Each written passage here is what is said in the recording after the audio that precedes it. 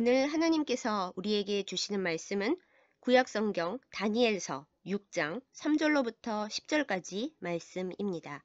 제가 받들어 읽겠습니다. 다니엘은 마음이 민첩하여 총리들과 고관들 위에 뛰어나므로 왕이 그를 세워 전국을 다스리게 하고자 한지라. 이에 총리들과 고관들이 국사에 대하여 다니엘을 고발할 근거를 찾고자 하였으나 아무 근거, 아무 허물도 찾지 못하였으니 이는 그가 충성되어 아무 그릇됨도 없고 아무 허물도 없음이었더라. 그들이 이르되 이 다니엘은 그 하나님의 율법에서 근거를 찾지 못하면 그를 고발할 수 없으리라 하고, 이에 총리들과 고관들이 모여 왕에게 나아가서 그에게 말하되 다리오 왕이여 만수무강하옵소서. 나라의 모든 총리와 지사와 총독과 법관과 관원이 의논하고 왕에게 한 법률을 세우며 한 금령을 정하실 것을 구하나이다. 왕이여 그것은 곧 이제부터 30일 동안에 누구든지 왕 외의 어떤 신에게나 사람에게 무엇을 구하면 사자굴에 던져 넣기로 한 것이니이다. 그런즉 왕이여 원하건대 금령을 세우시고 그 조서에 왕의 도장을 찍어 메대와 바사의 고치지 아니하는 규례를 따라 그것을 다시 고치지 못하게 하옵소서 하매, 이에 다리오 왕이 조서에 왕의 도장을 찍어 금령을 내니라. 다니엘이 이 조서에 왕의 도장이 찍힌 것을 알고도 자기 집에 돌아가서는 윗방에 올라가 예루살렘으로 향한 창문을 열고 전에 하던 대로 하루에 3번씩 무릎을 꿇고 기도하며 그의 하나님께 감사하였더라. 아멘. 기도하겠습니다. 사랑과 은혜가 충만하신 우리 아버지 하나님, 거룩한 주의를 주시고 하나님 앞에 말씀을 나누게 하심을 감사드립니다.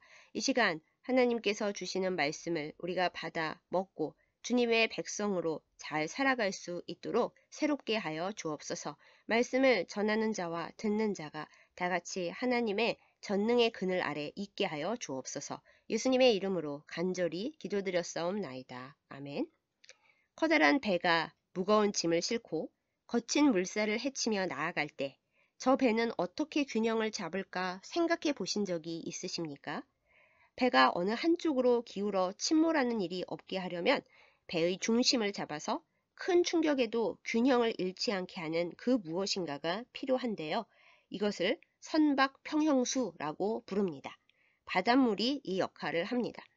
그런데 배가 가라앉지 않게 감당할 수 있는 무게에는 한계가 있습니다. 짐도 한가득 싣고 그만큼 평형수도 무한정 실을 수는 없다는 것이죠. 배의 안정과 균형을 생각해서 평형수를 정상적으로 채우면 최고겠죠. 그런데 그렇게 하면 전체 무게를 생각해서 짐을 좀 덜어내야 합니다. 욕심을 부려서 이 원칙을 무시하고 배에다 짐을 최대한 가득 실어버리면 초과한 무게만큼 평형수를 빼야 한다고 합니다. 그럼 어떻게 되겠습니까? 뭐 설마 침몰하겠어? 하고 안일하게 생각했다가 유사시 배가 균형을 잃고 한쪽으로 넘어져 침몰할 수 있습니다. 오랜 세월 우리의 마음을 아프게 하고 있는 세월호의 침몰 원인을 따져볼 때 바로 이 평형수 문제가 나왔었습니다. 화물과 차량들을 조금이라도 더 실어서 이득을 얻자고 평형수를 그만큼 빼버렸다는 거죠. 그래서 선박에 문제가 생기자 급격히 균형을 잃고 기울어져 버렸다는 거예요. 여러분, 우리 인생이라는 배도 마찬가지입니다. 험한 세상의 물결을 헤쳐 나아갈 때, 특히 시련이 거센 곳을 통과할 때에는 균형을 유지하는 삶의 복원력이 너무나 중요합니다. 돈 더 벌자고, 성공하자고 짐만 잔뜩 싣고서 바쁘고 피곤한데 내 하루의 시간과 체력은 한정되어 있으니 당장 별로 안 중요해 보이는 평형수를 빼서 무게를 맞추겠다고 생각해 보세요. 당장은 이익이 많이 남을지도 모르지만 결국엔 삶의 균형을 잃고 쓰러질 것입니다. 그리고 그때 아무리 평형수를 빼버린 것을 후회하고 아쉬워해봤자 너무 늦은 일이 되고 말겠죠. 별로 안 중요하고 안 급해 보여서 무심코 빼버린 바로 그 평형수가 없어서 삶의 폭풍 속으로 침몰하고 말 것입니다. 그렇다면 이토록 중요한데 우리가 무시하고 있는 인생의 평형수는 대체 무엇일까요? 너무 바빠서 기도합니다. 라는 책 제목을 들어보신 적 있으신가요? 그렇습니다. 인생의 짐이 무거워지고 너무너무 바쁠수록 우리가 기억해야 할 평형수는 하나님과 만나는 시간, 기도입니다. 아무리 바빠도 내 24시간에서 절대로 덜어내어서는 안 되는 인생의 평형수는 바로 기도입니다. 성부 하나님과 본질상 동등하신 예수님조차 이 세상에서 사람으로 계실 적에 시간을 내어 따로 한적한 곳에서 오래 기도하셨습니다. 바쁘실수록 기도와 쉼의 시간을 확보하시는 일에 더욱 신경 쓰셨죠. 믿음의 인물들 역시 마찬가지였습니다. 혹시 이 균형이 무너져 내리면 문제가 생겼습니다. 다윗 왕이 그러했죠. 낮잠 자고 옥상에서 아래를 보고 있다가 돌이킬 수 없는 죄를 지었습니다. 그 시간에 다윗 왕이 전쟁에 나간 군사들을 생각하며 간절히 기도로 깨어 있었다면 그런 범죄를 저지르는 일은 아마 없었을 것입니다. 기도가 빈 자리에 어둠은 스며듭니다.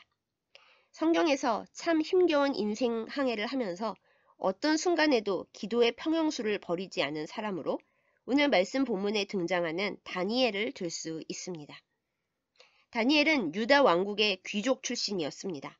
그런데 어린 시절에 유다가 바벨론에 망하면서 포로로 끌려갔죠. 그때부터 다니엘이 기도하며 전적으로 하나님을 의지하는 삶이 시작됩니다. 멸망한 나라 출신의 공무원으로 살면서 잘해도 문제, 못해도 문제, 얼마나 힘들었겠습니까? 다니엘은 능력이 출중해서 바벨론과 메데바사, 무려 두 나라의 왕조들에서 다 쓰임을 받았습니다. 바사의 다리오 왕 때는 국무총리들 중에서도 제일 높은 자리에 올랐죠. 인맥도 없고 뒷배도 없고 나라도 없는 다니엘을 미워하고 시기하고 쫓아내려는 사람들이 아마 거의 전부 다였을 것입니다.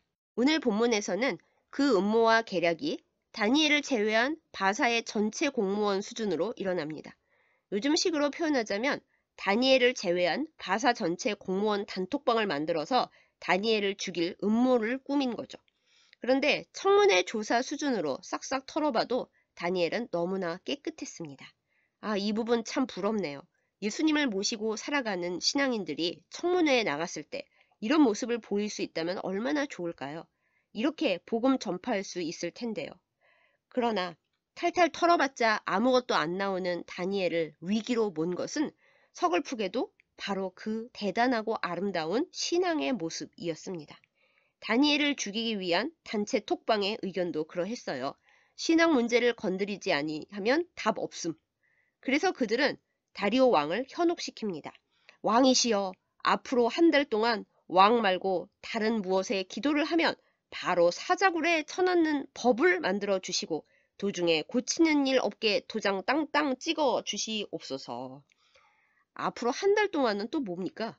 그들 스스로도 오래 지속되기 힘든 괴상한 법이라는 것을 뻔히 알고 있었던 거잖아요. 그리고 그럼에도 불구하고 다니엘은 자발적으로 이 법에 흔들리지 않을 사람이라는 것도 인정하고 있었던 거고요. 진정한 신앙의 모범은 내가 생각하는 것이 아니라, 내가 평가하는 것이 아니라 하나님께서 아시고 나의 적들마저도 아는 그런 것임을 다니엘을 통해 깨닫게 됩니다. 이러저러하여 이 이상한 법은 메데바사 제국 전 지역에 공포되었습니다. 당연히 신하들 중에서도 총리들 중에서도 제일 높은 총리인 다니엘도 이 법을 확실히 알았을 것입니다. 저 같은 보통 사람들은 이 시점에서 고민을 할 것 같습니다. 내가 30일쯤 기도를 안 한다고 하나님이 내 믿음을 의심하시겠어? 평생 해왔는데. 하나님 30일만 참아주시면 안 될까요? 사람이 일단 살아야 하나님의 일도 하죠. 제 마음 다 아시잖아요? 하면서 기도의 평형수를 딱 30일만 빼자고 생각할 수도 있을 것 같고요. 하나님 앞으로 한 달간은 남에게 안 들키게 골방에서 몰래 기도하겠습니다. 뭐 사실 장소가 중요한 건 아니잖아요. 하나님은 이 세상 어디에나 다 계신 분 아닙니까? 앞으로 한 달간은 골방에서 뵙는 것으로 합의 보시죠. 뭐 이럴 수도 있을 것 같네요. 그러나 어린 시절 정말 너무나 어려웠고 두려웠던 시절에도 하나님만을 의지하여 살아온 다니엘은 이제 와서 좀 더 살자고 하나님에 대한 자신의 믿음과 사랑을 숨길 생각이 전혀 없었습니다. 하나님께 기도하는 것을 들켰다가는 사자굴에 들어갈 것을 알았고 그 법이 자신을 겨냥한 것임을 알고 있었으며 또 모든 이들이 자신을 감시하고 있다는 것을 뻔히 알고 있었어도 기도의 평형수는 단 한 방울도 빼내지 않았습니다. 오늘 말씀 본문 10절을 보겠습니다. 다니엘이 이 조서에 왕의 도장이 찍힌 것을 알고도 자기 집에 돌아가서는 윗방에 올라가 예루살렘으로 향한 창문을 열고 전에 하던 대로 하루에 3번씩 무릎을 꿇고 기도하며 그의 하나님께 감사하였더라. 법이 반포되자마자 집에 돌아와 기도를 하는데 골방은커녕 윗방으로 올라갑니다.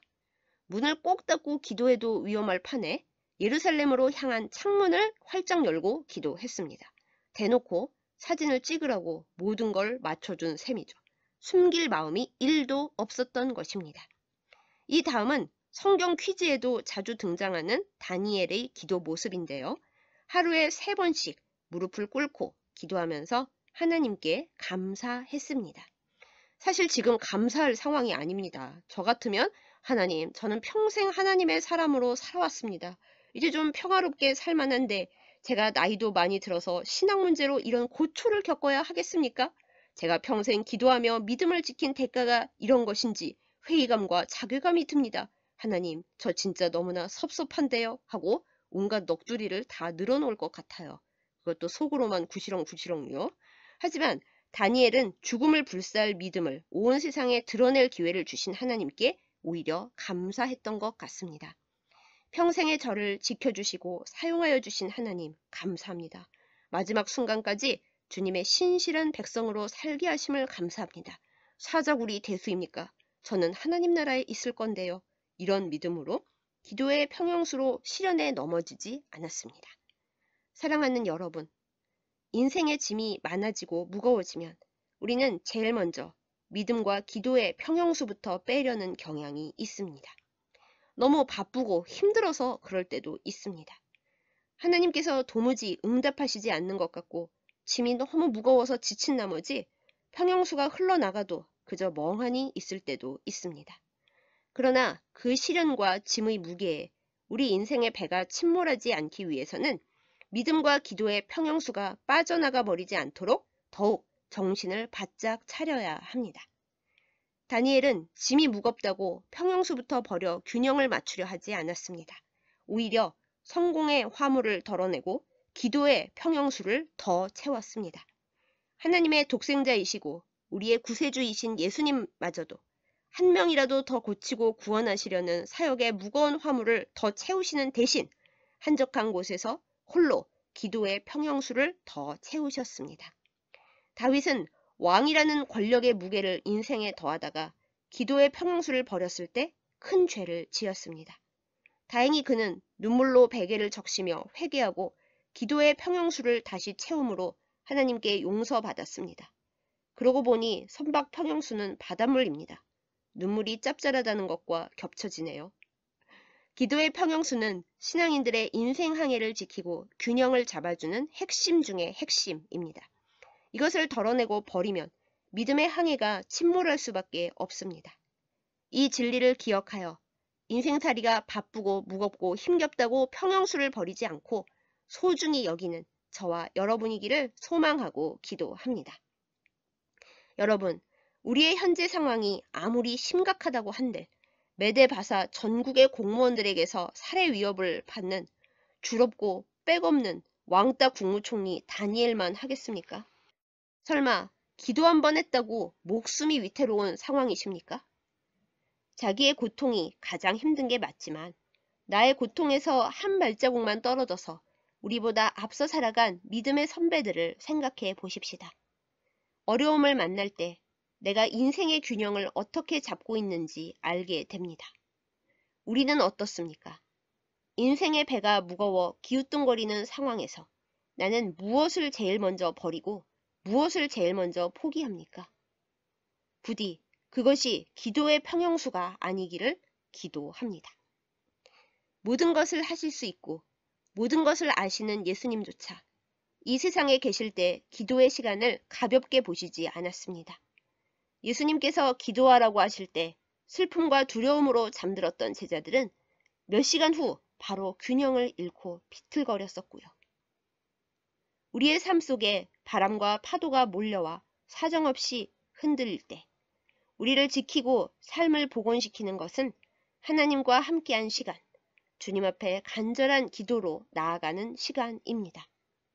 죽음에 대한 공포마저도 이 시간을 침범할 수 없다는 믿음을 보인 다니엘이 사자굴을 두려워하지 않았을 때 감히 사자들이 다니엘을 어쩌지 못했던 것을 기억하십시다. 기도의 평형수를 버리지 않을 때 하나님께서 우리의 삶을 회복시켜 주실 것입니다. 기도하겠습니다. 사랑하는 하나님 아버지, 나의 인생의 배에 선장이 되시는 하나님 아버지, 우리의 인생 항해가 평온할 때나 폭풍이 몰아칠 때나 늘 주님만 의지하고 바라는 다니엘 같은 겸손하고 끈기 있는 믿음으로 살게 하여 주시옵소서. 다니엘이 죽음조차 겁내지 않고 기도의 평형수를 버리지 않고 지킨 것을 우리의 삶 속에서 늘 기억하게 하여 주시옵소서. 삶 속에서 내가 가장 소중하게 지켜야 할 것은 주님과의 사귐의 시간, 기도의 시간인 것을 고백합니다. 바쁘다고, 힘들다고, 귀찮다고 이 시간을 버리지 않도록 도와주시옵소서. 바빠서 기도하고, 힘들어서 더욱 기도하고, 내 삶이 나태해지기에 더욱 기도줄만을 꽉 붙잡는 믿음으로 살게 하여 주시옵소서. 사무엘이 고백했듯이 기도를 쉬는 죄를 짓지 않게 하여 주시옵소서. 하나님 아버지, 문희경서교회를 위해 간구합니다. 하나님 앞에 아름답고 거룩한 기도의 제단을 쌓아 올리는 주님의 교회가 되게 하여 주시옵소서. 하나님 앞에 가장 향기롭고 아름다운 기도를 올려드리게 하여 주셔서 하나님께서 그 기도의 향기를 맡으시고 우리를 하나님 앞에 세워주시고 복되게 하시는 그런 기도의 교회가 되게 하여 주시옵소서. 하나님을 향하여 기도하며 또한 교회를 위해 헌신하는 모든 주의 백성들을 기억하여 주시옵소서. 모든 기도가 하나님 앞에 상달되는 은혜를 얻게 하여 주옵시고 기도를 통하여 하나님 앞에 구하는 모든 것들에 하나님께서 답을 주시옵소서. 건강을 주시고 믿음을 더하여 주시고 삶에서 기도의 평형수를 버리지 않을 때 하나님께서 삶의 균형을 맞추어 주시고 회복시켜 주시는 은혜를 받게 하여 주옵소서. 거룩한 주일 하나님 앞에 드린 예배와 또한 하나님 앞에서 받은 모든 말씀을 기억하며 주님 앞에 복되게 살아가는 저희들 다 되게 하여 주시옵소서. 예수님의 이름으로 간절히 기도드렸사옵나이다. 아멘.